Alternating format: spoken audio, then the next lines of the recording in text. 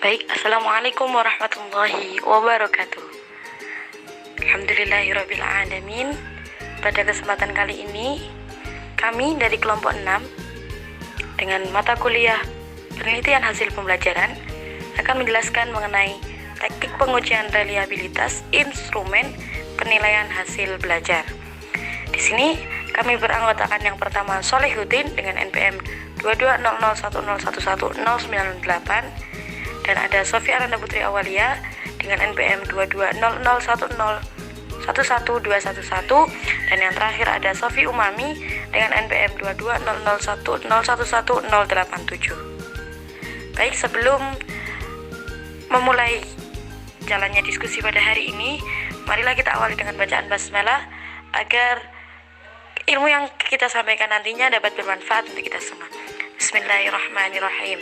Untuk yang pertama, kami persilakan kepada Mbak Sofi Umami untuk menjelaskan mengenai teknik pengujian reliabilitas instrumen penilaian hasil belajar. Baik, yang pertama yaitu apa sih konsep reliabilitas?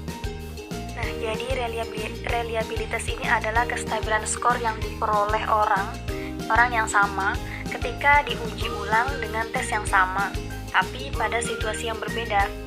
Atau juga dari satu pengukuran ke pengukuran yang lainnya, tapi pada situasi yang berbeda. Jadi, reliabilitas dapat dinyatakan sebagai tingkat keajikan atau kemantapan hasil dari dua pengukuran terhadap hal yang sama.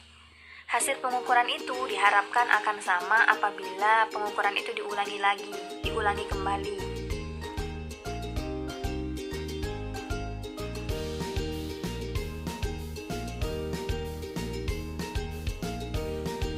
Nah, reliabilitas ini telah didefinisikan dengan cara yang berbeda oleh pengarang yang berbeda. Cara yang terbaik untuk membahas reliabilitas adalah sejauh mana sih hasil pengukuran dari suatu instrumen mewakili karakteristik yang telah diukur.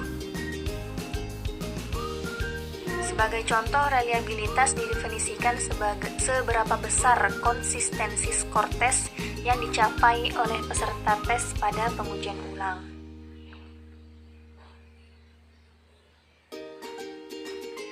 Definisi ini reliabilitas ini akan memuaskan jika skor tes dapat menggambarkan kemampuan peserta tes.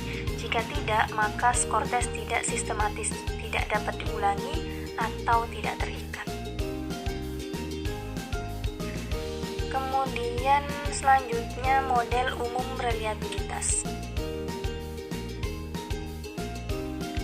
Pada pengukuran yang baik tentunya akan ajak atau mantap untuk membedakan kemampuan peserta didik.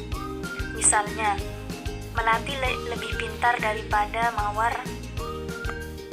4 skor yang diperoleh pelatih mestinya lebih tinggi dibandingkan dengan mawar. Dalam kenyataannya, pengukuran kita tidak pernah sempurna.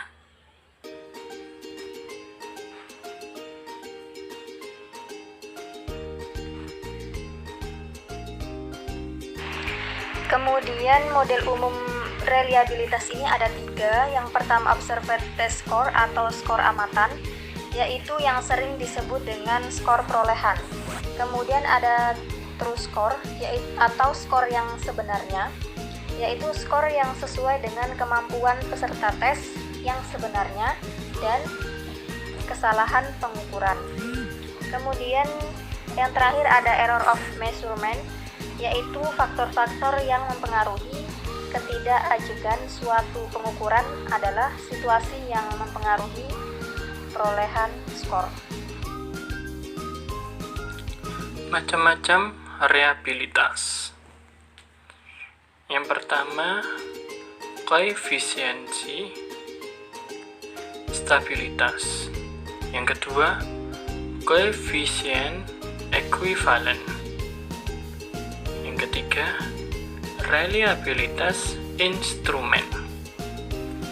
Yang pertama, koefisiensi stabilitas. Suatu tes pada umumnya diekspresikan secara numerik pada pi reliabilitas plus 1,00.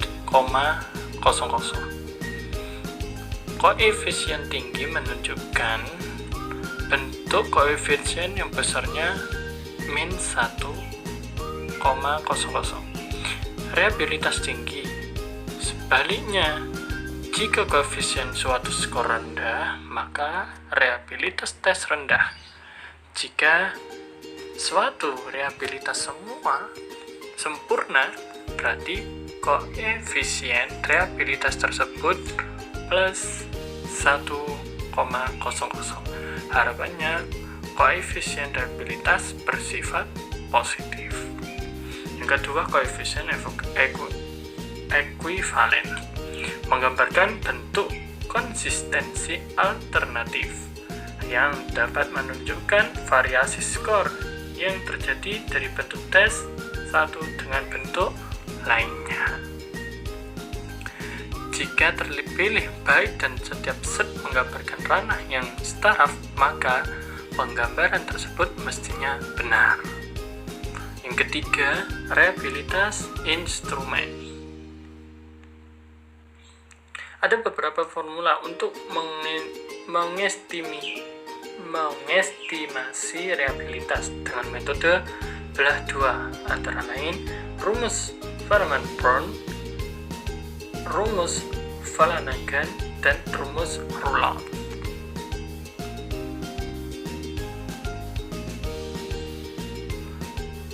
Yang pertama, metode belah dua. Dalam suatu instrumen dikerjakan satu kali oleh sejumlah subjek atau sampel suatu penelitian.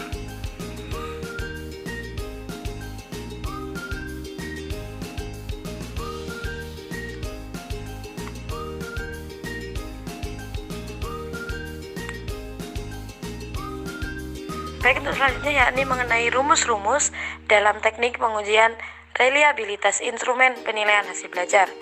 Di sini sudah tertampilkan mengenai rumus untuk menghitung jumlah varian butir. Nah, rumus-rumus yang ada nantinya akan menghasilkan nilai dalam tahap penilaian hasil belajar.